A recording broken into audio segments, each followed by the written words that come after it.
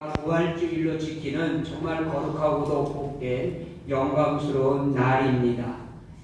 지난 주간에 우리는 고난주간을 지냈죠. 새벽마다 성도들이 모여서 함께 주님의 고난의 발자취를 따라가며 기도하면서 한 주간을 보냈습니다. 지난 금요일을 성금요일이라 일주일에 한 번 돌아오는 금요일을 우리가 성금요일이라 말하지 아니하고 지난 금요일을 우리는 성금요일이다 이렇게 말하게 됩니다. 그 이유인즉 성금요일 그날 예수님이 십자가에 달리셨기 때문에 그렇습니다. 마가복음 15장 25절에 보면 때가 제3시가 되어 십자가에 못 박으니라. 제3시가 되었을 때에 예수님께서 십자가에 못 박히셨다 그럽니다. 이 유대 시간에다가 6시간을 플러스하면 오늘 우리의 현재 시간이 되어집니다. 그러니까 제3시에서 6시간을 플러스하니까 9시가 되는 거죠. 오전 9시, 금요일날 오전 9시에 예수님께서 십자가에 못 박히셨다라는 말씀입니다.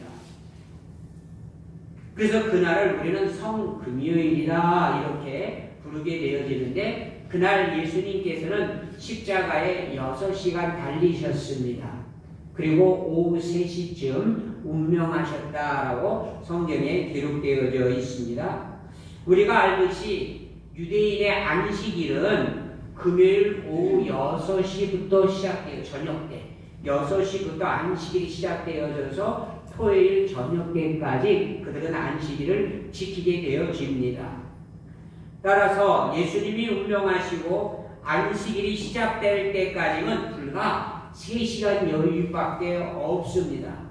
안식일을 지키기 위해서 안식일을 준비하기 위해서는 유대 사람들은 빨리 시신을 내려다가 장사를 치루어야만이 안식일을 지킬 수 있었다는 것이죠. 그 당시에 예수님을 믿는 무리들, 제자들은 주일을 지킨 게 아니라 그 당시까지만 해도 안식일을 지켰습니다. 안식일을.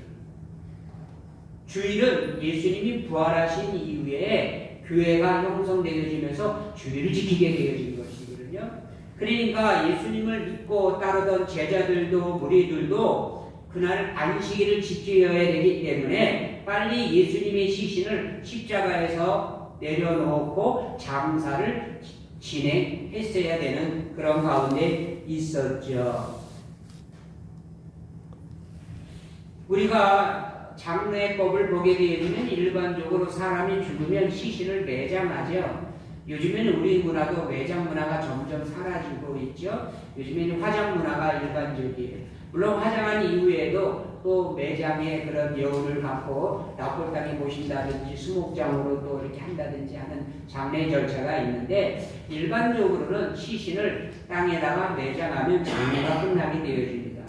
예수님은 서민이셨죠. 가난한 분이셨어요. 그래서 일반적으로 유대법에 의하면 가난한 자는 시신을 매장하면 장례가 끝나게 되어져 있죠.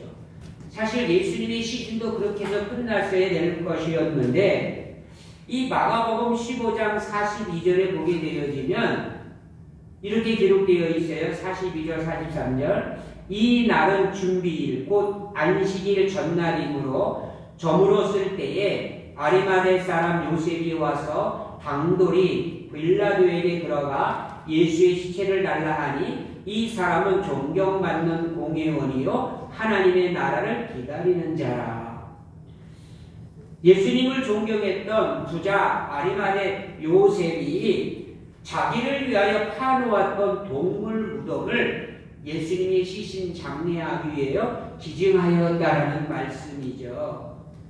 당시의 부자들은 그야말로 죽어서도 명당 자리를 차지하려고 좋은 무덤을 준비해 놓았는데 그 무덤이 바로 석훈과 같은 동굴을 파서 그런 시신 보관 장소 즉 동굴 무덤을 준비하였다라는 것입니다.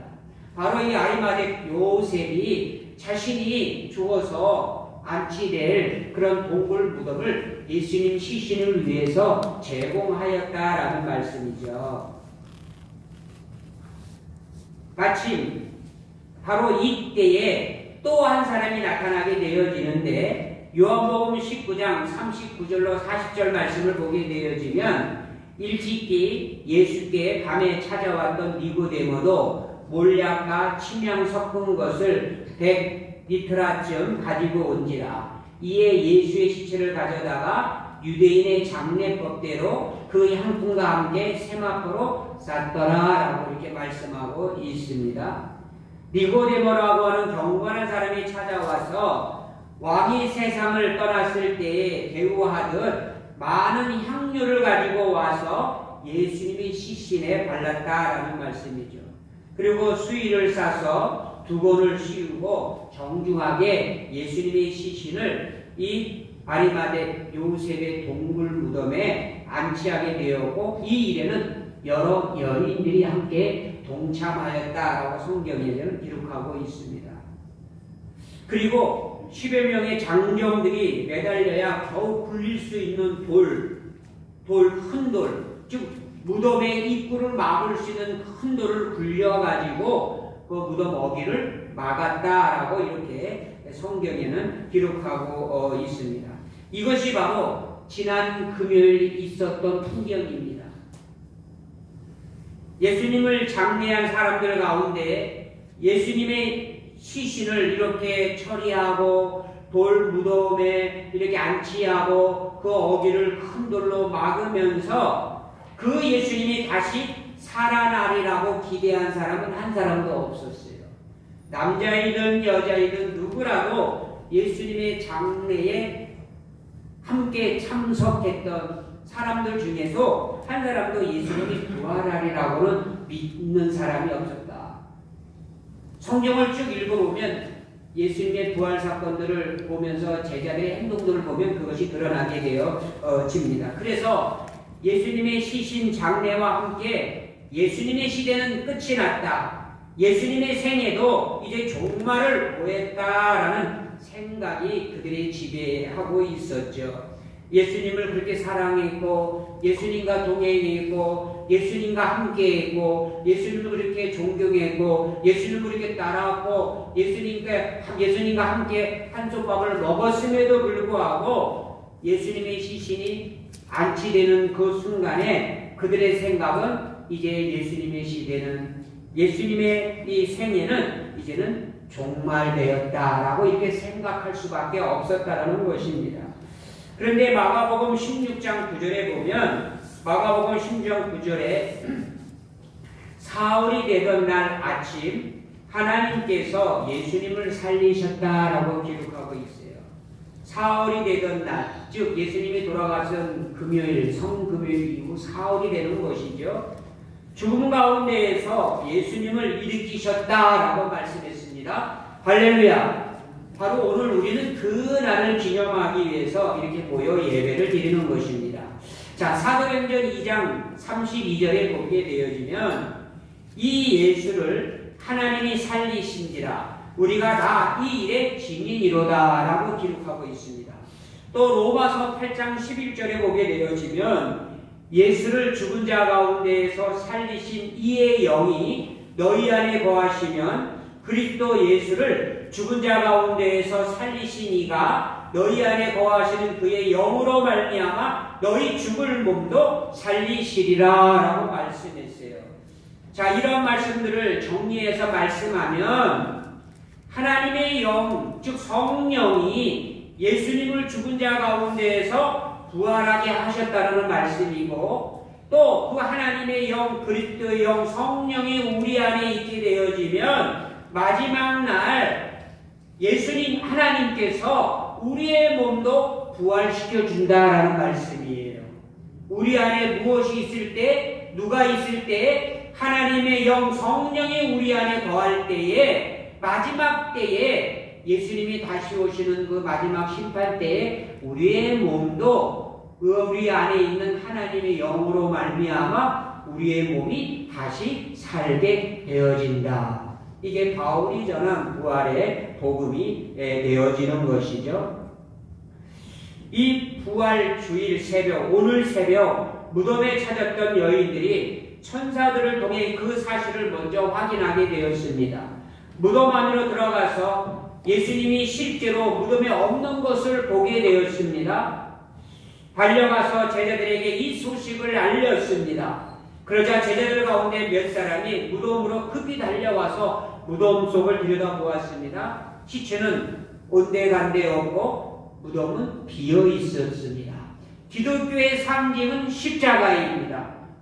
틀림없는 기독교의 상징은 십자가입니다. 또 다른 기독교의 상징이 있습니다. 그것은 오늘 알려주는 빈 무덤입니다. 모든 무덤에는 시신이 있어요. 그것이 유골 처리가 되었든 죄로 있든지 간에 관 속에는 그 시신의 흔적이 있게 마련이에요.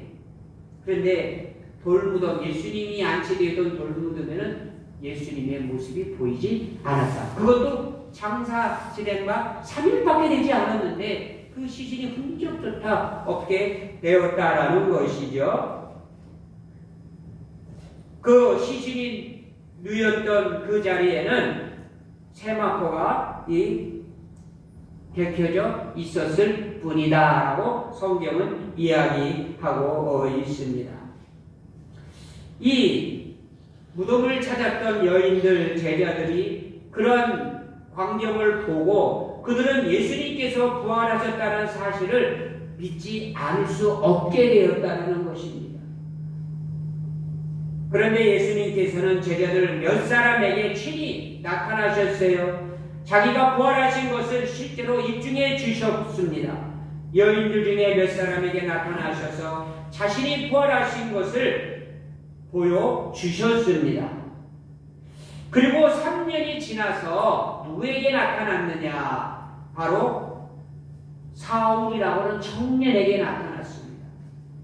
주님의 부활의 사건이 3년이 지난 후 이 청년 사울이 예수 믿는 사람들을 잡아다가 옥에 가두려고 다메섹을 향하여 가던 그 길가에서 부활하신 주님이 바로 이 사울에게 나타나셨다는 거죠. 사도행전 9장 4절과 5절을 보게 되어지면 그 내용은 이렇습니다. 사울아 사울아 내가 어찌하여 나를 박해하느냐? 하늘로부터 이 선명한 소리를 듣는 사울은 깜짝 놀랐습니다. 주여 누구시오니까?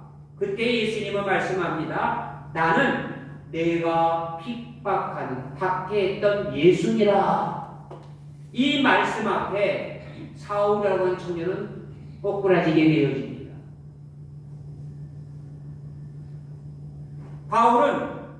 사울과 바울은 동일인물이죠. 네. 이 바울은 살아나신 예수님을 친히 목격할 수 있었다는 것입니다. 그리고 나서 20여 년이 지난 시간 속에 오늘 고린도전서 15장이 기록되고 있는 것이에요. 20여 년 전에 부활하신 주님을 목격했던 바울이 20년이 지났으니까 예수님이 처음 부활하실 때보다 한 25년 정도가 경과한 시간이에요. 바울은 고린도전서를 기록하면서 예수님의 부활이 참 사실이었다는 것을 증명하고 있는 것입니다. 바울은 예수님이 실제적으로 살아나신 것을 목격한 인물입니다. 오늘 6절 말씀에 보면 베드로에게 나타나셨어요. 또 계속 말씀을 보면 야고보에게 나타나셨어요. 그리고 12제자에게도 나타나셨어요. 그걸 일일이 기록하고 있으면서 더더욱 놀라운 것은 예수님의 부활을 목격한 사람 중에 한꺼번에 500여 명이 그 예수님의 부활을 목격하였다. 그들 중에는 아직도 살아있는 사람이 태반이나 있다라고 이렇게 증거하고 있는 것입니다. 따라서 예수님께서 부활이 안 믿어지던 그러한 시절에 그 많은 사람들 앞에 그 부활을 친히 증거하심으로 그 목격한 사람이 지금도 여럿이 살아있다라는 것이에요. 이게 바로 오늘 고린도전서 15장의 내용이 되어지는 것이죠. 우리는 일반적으로 예수님이 부활하셨다는 이 사실을 잘 믿기보다는 안 믿는 쪽이 더 쉬운 그런 상황이 있죠. 그걸 이성적으로 예수님이 죽은 자가 어떻게 살아날 수 있을까? 우리 이성적으로 생각해 보면 예수님의 부활은 믿기보다는 안 믿는 쪽이 더 쉬운 쪽으로 가닥을 잡아갈 것입니다.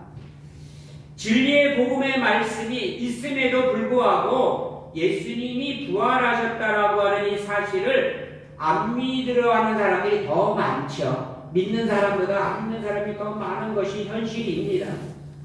자, 그런데 이 고린도 교회는 어떻게 생겨나게 되었는가? 성경에 보면 고린도 교회는 바울이 전한 복음을 믿고 고린도에 있는 사람들이 세례를 받고 그 믿음으로 그 복음으로 그 교회가 형성되어졌다. 그 교회가 생기게 되었다라고 증언하고 있어요. 바울이 전한 복음이 뭡니까? 바울이 전한 복음이 바로 예수 그리스도는 하나님의 아들이시고 그 예수 그리스도가 우리의 죄를 위해서 죽으시고 장사 지낸 바 되었다가 또 말씀대로 그 예수 그리스도가 부활하셨다는 교리였거든요. 이러한 복음이었거든요. 그래서 고린도 사람들이 이 복음을 받아들이고 그들이 믿고 세례를 받고 고린도 교회를 세운 것입니다. 예수님께서 부활하셨다는 것을 믿었기에 그리고 그들이 믿고 고린도 교인이 되었습니다. 그럼에도 불구하고 고린도 교회 안에조차 예수의 부활을 부인하는 사람들이 생겼다는 거예요. 바울이 이 소식을 들었을 때 정말 답답해서 견딜 수가 없었습니다. 그 교회가 어떻게 해서 생겼는데 예수님의 부활의 터 위에 세워졌는데 그 복음 위에 세워졌는데 그 교회 안에 있는 무리들 중에서 예수님의 부활을 믿지 못하는 사람들이 있다라고 하니 바울이 마음이 아주 답답해진 것이에요. 그래서 바울은 고린도전서를 써서 그들에게 부활의 교리를 이 복음을 다시 전하게 되어진 것입니다. 그래서 부활의 목격자 증언들이 아직도 우리 중에 있는데 너희들이 그것을 못 믿겠거든 그들을 만나보아라. 그들에게 들어보아라. 그들이 듣고 보고 경험한 것을 체험한 것을 너희들에게 알려주리라. 이보다 더 확실한 것이 어디 있겠어요?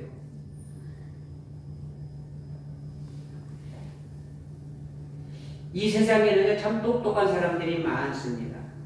그래서 학문적으로 우리는 그런 사람들을 학자라고 이렇게 부를 수도 있는데 정말 이 학문, 이 사실인 것 이런 것들을 평생 연구하면서 학자다운 삶을 살아가는 분들이 있어요. 그런데요, 어떤 분들은요, 사실을 거짓으로 증명하기 위해서 평생 노력을 기울이는 사람들이 있어요. 그 중에 대표적인 분류가 예수님의 부활이 거짓이다. 이게 허위적인 것이다. 이것을 증명하기 위해서 그 좋은 머리를 평생 이 문제에 몰두하는 분들이 있어요. 예수님의 부활이 허위고 거짓이라면 그들의 그 노력은 참으로 빛이 날 것입니다. 그런데 어떻습니까? 예수님의 부활은 사실입니다. 예수님의 부활은 진리입니다. 그런 까닭에 예수님의 부활이 거짓이고 이것이 허위라고 주장하면서 일생을 여기에 투자한 사람들은 어리석기 짝이 없는 가장 어리석은 인생이 될 것입니다. 평생 사실과 진리를 증명하기 위해서 학자다운 생활로 일관했더라면 보람이 있고 또 많은 사람들에게 존경을 받겠지요. 그런데 이 사실과 진리를 거짓으로 허위로 증명하려고 평생을 헌신하였더라면 참으로 어리석은 사람이 될 뿐이다. 자, 여기에 대표적인 사례 한 사람을 소개합니다. 이 윌리엄 와일러라고 하는 사람이에요. 윌리엄 와일러는 누구냐면 군에서 중령으로 예편했나? 이분은 군 지휘관이었어요. 근데 예수가 부활했다라고 하는 이 소문을, 자기가 그런 소식을 듣고 이런 허무맹랑한 소리 하는 사람들이 어디 있어? 예수 믿는 사람들은 다 허위야, 가짜야. 이거를 증명하기 위해서 군에서 제대하고 나와가지고 이 예수의 부활을 허위인 것을, 거짓인 것을 증명하기 위해서 도서관에 처박혀가지고 많은 시간을 예수의 부활은 거짓이라는 것을 증명, 연구를 했어요. 많은 책을 다 섭렵하면서 연구를 했어요. 거의 이제 연구의 자기 결론의 마지막, 드디어 예수의 부활은 거짓이구나. 결론이 와 나올 때쯤에 그가 이제 성경을 읽기 성경을 읽어야 될 거 아니에요. 그래서 이거 성경을 읽다가 성경 앞에 꼬꾸라졌어요. 지금까지는 자기는 예수님의 부활이 거짓인지 알고 있었는데 성경을 읽으면서 예수님의 부활은 사실이구나. 이건 참이구나. 이건 진리구나. 깨닫게 되었어요. 그래서 그가 작품을 하나 만들게 되었는데 그 작품이 뭐냐면 배너라고 하는 영화예요. 1959년도에 제작돼서 우리나라에는 62년도에 아마 상영이 됐으나 그래요.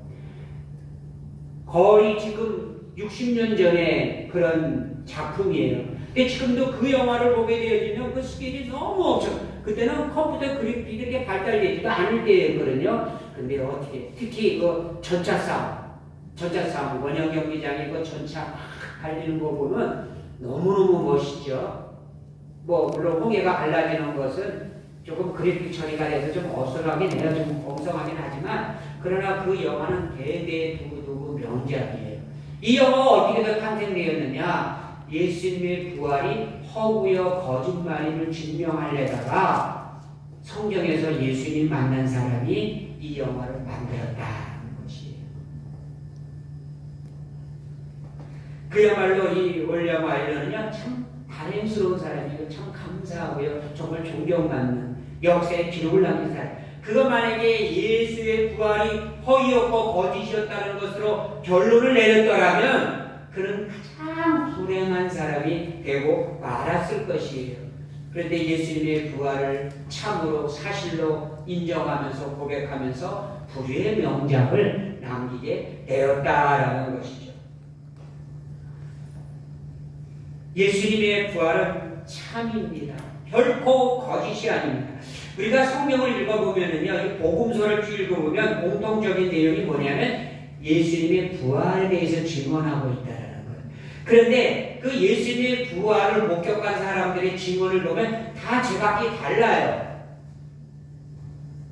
예수님의 무덤을 찾아간 사람들의 여인은 하나였다, 둘이었다, 이름도 다르고요. 어떤 성경에는 그 새벽 일찍이라고, 어떤 성경에 동토 오를 때였다고 그러고요. 그리고 또 무덤에 가서 보았더니 천사가 하나라고 하는 성경도 있고 둘이라고 하는 성경이 있고, 어떨 때 그 천사의 위치도 달라. 어떤 천사는 예수님이 시신 놓던 곳에 서 있었다고 그러고, 어떤 천사는 또 문 앞에 돌 어귀에 있었다고 그러고, 다들 각자의 증언이 다 달라요. 저는 이 성경을 읽으면서 이렇게 생각하는 거예요.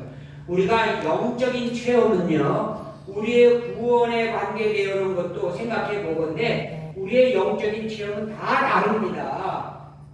부모님이 구원받았던 영적인 체험과, 자녀가 구원받았던 영적인 체험과, 남편이 받았던 영적인 체험과, 아내가 받았던 영적인 체험은 다 달라요.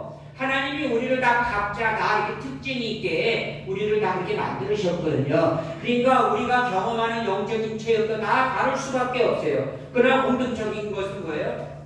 하나님을 경험한 거예요. 체험한 거예요. 우리에게 기쁨이 있는 거예요. 감사가 있는 거예요. 우리의 마음에 평안함이 있는 거예요. 이런 것은 다 공통적인 영적인 체험이지만, 그러나 그 개개인에게는 그 특징적인 것들이, 특별한 부분들은 다 다르다는 것이에요.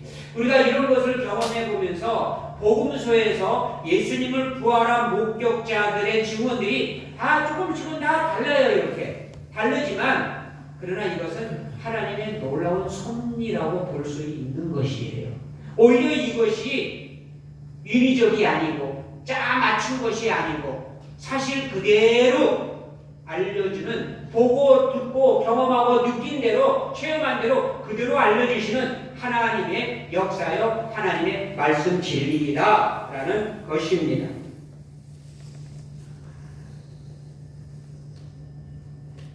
우리는 이러한 내용들을 보면서 예수님의 부활을 우리는 믿지 아니할 수가 없다라는 것입니다. 성경의 이야기를 종합해 보면 예수님께서 부활하셨다는 것은 날조한 이야기 조작된 이야기가 결코 아닙니다. 예수님은 살아나셨습니다. 이것은 진실입니다. 사실입니다. 그리고 예수님이 처형당했던 그 도시에서 예수님이 부활하셨다는 사실을 믿고 그 사실을 생명 걸고 외쳤던 사람들이 나타나기 시작했습니다. 그들이 뭉쳐서 교회가 결국은 형성되어지게 되어졌던 것이죠.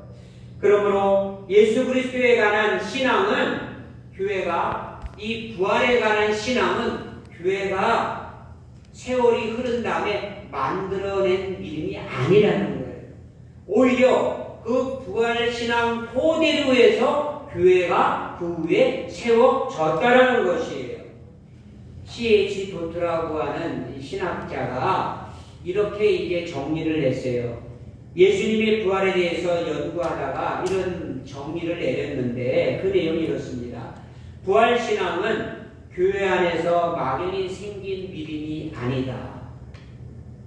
막연히 예수님을 그리워하는 사람들이 환상 중에 예수님을 보고 만들어낸 이야기가 결코 아니다.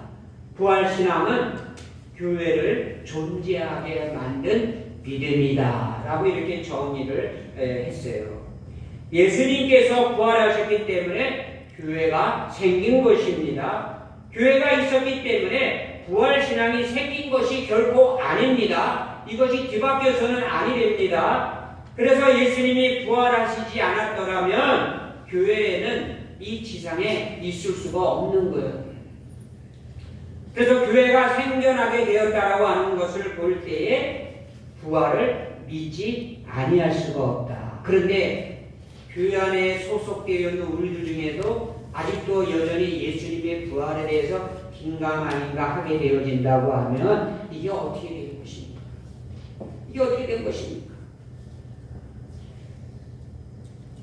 이러한 상황 가운데 교회를 다니시는 여러분들이 아직도 고린도 교회 교인들처럼 예수님의 부활을 은근히 의심하고 있더라면 이것은 참 불행한 일이 될 것입니다.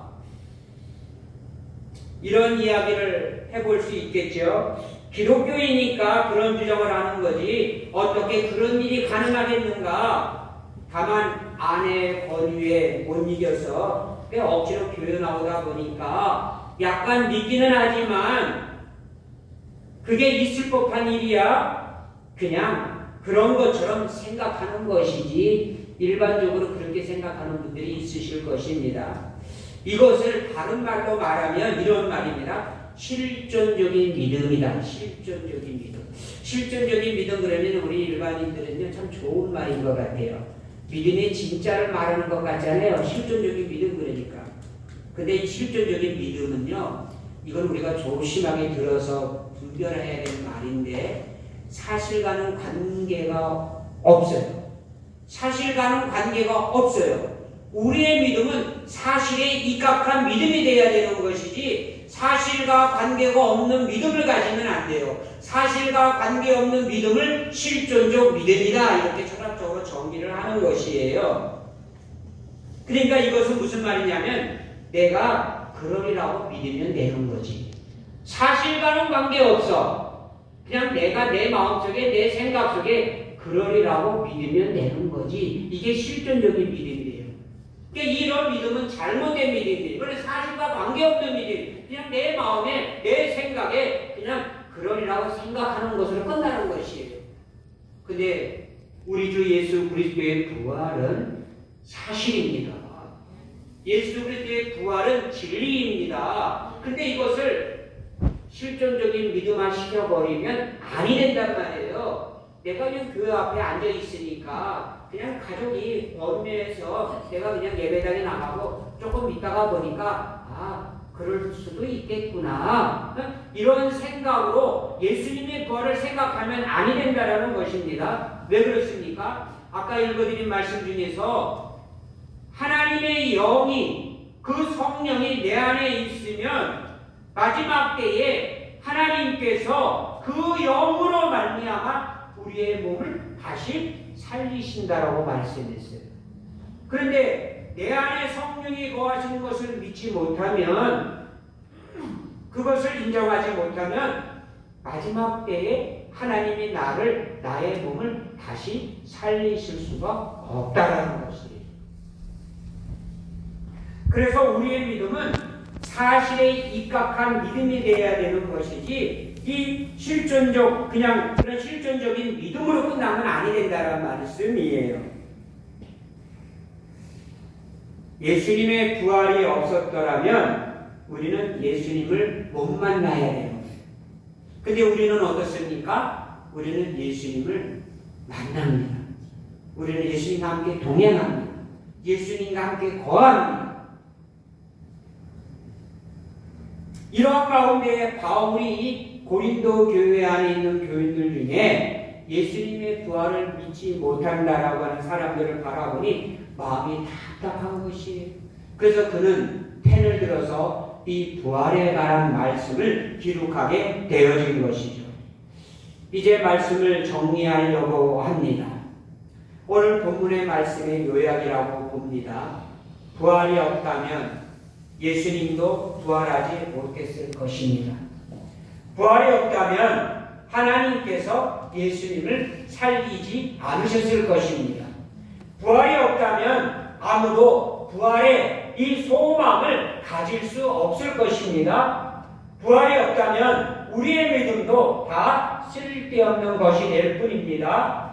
부활이 없다면 우리는 거짓말쟁이가 될 뿐입니다. 부활이 없다면 세상에서 가장 불행한 사람은 예수 믿는 바로 우리가 될 것입니다.